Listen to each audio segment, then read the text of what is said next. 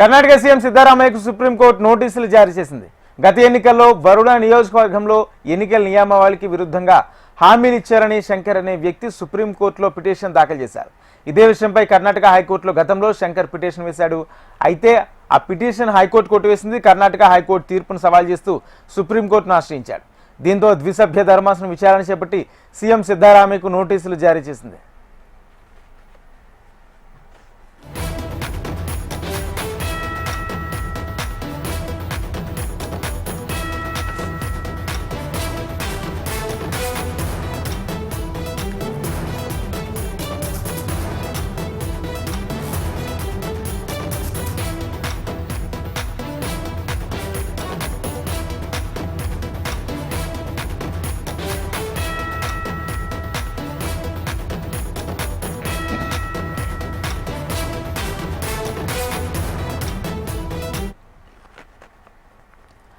కర్ణాటకలో CM సిద్ధరామయ్యకు supreme court నోటీసులు జారీ చేసింది. గత ఎన్నికల్లో వరుణ నియోజకవర్గంలో ఎన్నికల నియమావళికి విరుద్ధంగా హామీలు ఇచ్చారని శంకర్ అనే వ్యక్తి సుప్రీంకోర్టులో పిటిషన్ దాఖలు చేశాడు. ఇదే విషయంపై కర్ణాటక హైకోర్టులో గతంలో శంకర్ పిటిషన్ వేశారు. అయితే ఆ పిటిషన్ హైకోర్టు కొట్టివేసింది. కర్ణాటక హైకోర్టు తీర్పును సవాల్ చేస్తూ సుప్రీంకోర్టును ఆశ్రయించాడు. దీంతో ద్విసభ్య ధర్మాసనం విచారణ చేపట్టి సీఎం సిద్ధరామయ్యకు నోటీసులు జారీ చేసింది.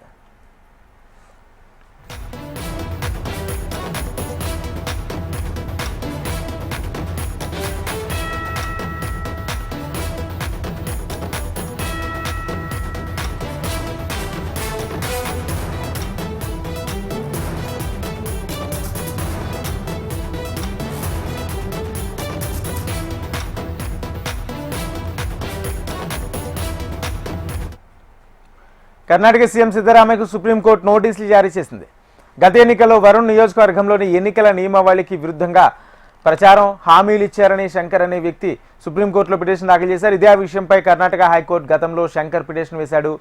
అయితే ఆ పిటిషన్ హైకోర్టు కొట్టివేసింది. కర్ణాటక హైకోర్టు తీర్పును సవాల్ చేస్తూ సుప్రీంకోర్టును ఆశ్రయించాడు. దీంతో ద్విసభ్య ధర్మాసనం విచారణ చేపట్టి సీఎం సిద్ధరామయ్యకు నోటీసులు జారీ చేసింది. ఇదే అంశానికి సంబంధించి పూర్తి సమాచారం మా ప్రతినిధి ప్రవీణ్ అందిస్తారు. ప్రవీణ్,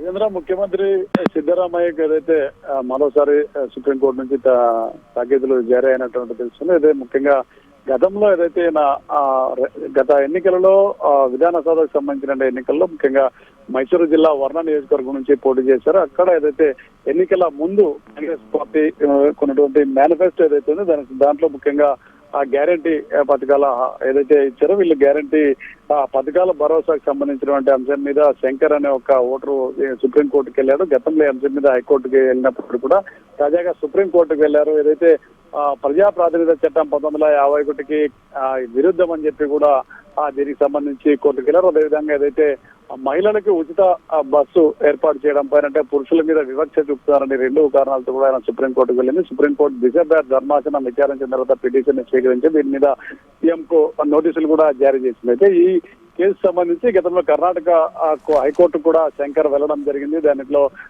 ఎటువంటి ఉల్లంఘనలు కనిపించట్లేదు. ఒక కాంగ్రెస్ పార్టీ తయారు చేసినటువంటి మేనిఫెస్టోకి ఒక అభ్యర్థికి ఎటువంటి సంబంధం ఉండదని చెప్పి కర్ణాటక హైకోర్టు గతంలో ఇదే ఆరోపణల మీద శంకర్ వెళ్ళినటువంటి పిటిషన్ తోసిపుచ్చింది. దాని మీద కొట్టివేసిన నేపథ్యంలో ఆయన మరోసారి హైకోర్టు తీర్పు పైన సుప్రీంకోర్టుకు వెళ్ళడం జరిగింది. ముఖ్యంగా కాంగ్రెస్ పార్టీ ఇచ్చినటువంటి పథకాల భరోసా ఏదైతే ఉందో దానికి సంబంధించి ముఖ్యంగా చట్ట ఉల్లంఘనకు పాల్పడినట్లు అవుతుంది. ఇది అవినీతికి పాల్పడినట్లు అవుతుందని చెప్పి ఆయన ప్రధానంగా ఆరోపిస్తున్న నేపథ్యంలో సుప్రీంకోర్టు దీన్ని విచారణకైతే స్వీకరించి ఏదైతే ముఖ్యమంత్రి సిద్ధరామయ్యకు నోటీసులు కూడా జారీ చేసింది. నిన్నటి వరకు చూస్తే ఏదైతే సీట్ షేరింగ్ విషయంలో సిద్ధరామయ్య చుట్టూ వివాదం జరిగింది. డీకేనా సిద్ధరామయ్య అన్న ఒక వివాదం నెలకొన్న నేపథ్యంలో ఇటీవలే సద్దుమణిగిదే తాజాగా కర్ణాటక శీతాకాల అసెంబ్లీ సమావేశాలు జరుగుతున్నాయి. బెళగావిలో సీఎం తో పాటు ముఖ్యమంత్రి తో పాటు మంత్రులు శాసనసభ్యులందరూ కూడా బెళగావిలో మకాం వేశారు. సమావేశాలు కొనసాగుతున్న నేపథ్యంలో తాజాగా సుప్రీంకోర్టు నుంచి నోటీసులు రావడం పైన కొంత సిద్ధరామయ్య వర్గంలో కొంత అసంతృప్తి అయితే వ్యక్తమవుతుంది. అయితే ముఖ్యంగా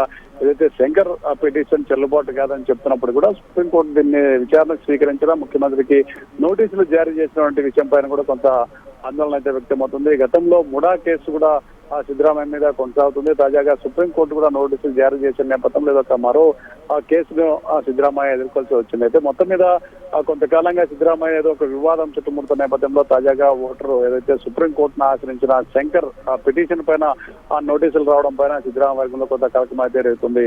Rajendra. Right, thank you Praveen.